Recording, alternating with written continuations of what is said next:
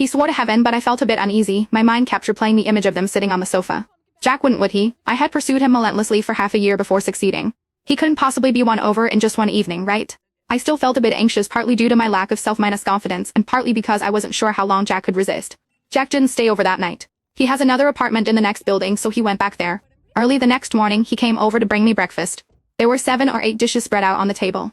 Emma saw this and smiled smugly. Brother minus and minus law, did you bring so much because you knew I was here today? Wow, I love the soup dumplings from this place, but they never do deliveries. Did you go and pack all this early in the morning? Jack looked up at her. No, I forgot you were here. I actually bought less than usual. It's mainly because Lily doesn't have a good appetite in the morning, so I buy more for her to choose from. Emma let out a long oh, but her hands didn't stop fiddling with her newly done nails. This was her state when she was thinking. I figured if she was only slightly interested in Jack before, now she must be determined to have him. I unconsciously tightened my grip on Jack's hand. Maybe feeling the pain, Jack looked at me. I hurriedly apologized and left the table. In the evening when I got off work, they were again sitting on opposite ends of the sofa. When I came back, Jack got up to greet me. He whispered to me, doesn't your cousin have a job? Why is she here every day? Doesn't she have her own place? What's the deal with her always being at our place? I looked up at him and said if you add her on Snapchat she might leave us alone. His expression stiffened. After a moment he said, I just added her. She said she'd go home tomorrow if I did. I just said oh and went into the bedroom. Jack followed me in, hugging me and asking if I was angry. I just don't want to see her every day. I added her, but I can block her, you know. Look, I've already set her to do not disturb. As he spoke, he took out his phone and held it up to my face, trying to prove his innocence.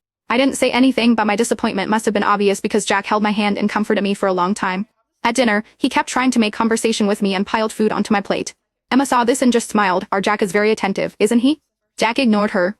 He was focused on discussing with me about the store layout problem for a direct minus sales brand he was working on. Emma deliberately made a noise at the dinner table to get our attention. When we looked at her, she smiled and said, oh my, you're talking about something I'm good at. I got a bit excited. She turned to Jack, who looked confused, and said, my ex-husband has a direct minus sales brand and that's doing quite well. He has many channels that he could share with me. For Lily's sake, I could help you out. Then she went on to introduce the brand in detail. I could see that Jack was very tempted. He looked at me hesitantly, then at Emma, and asked, if it's your ex-husband's, wouldn't it be inconvenient? What's inconvenient about it? A little pillow talk and everything's solved, right? Just wait for my message. This time, Jack didn't refuse.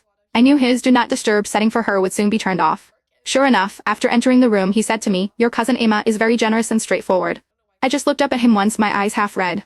He immediately came over to comfort me. I was just saying. How could I be interested in a woman who's still entangled with her ex-husband? Emma left my apartment the next day, and Jack didn't come back for several days. He said he was out of town for work because several direct minus sales stores were opening at the same time.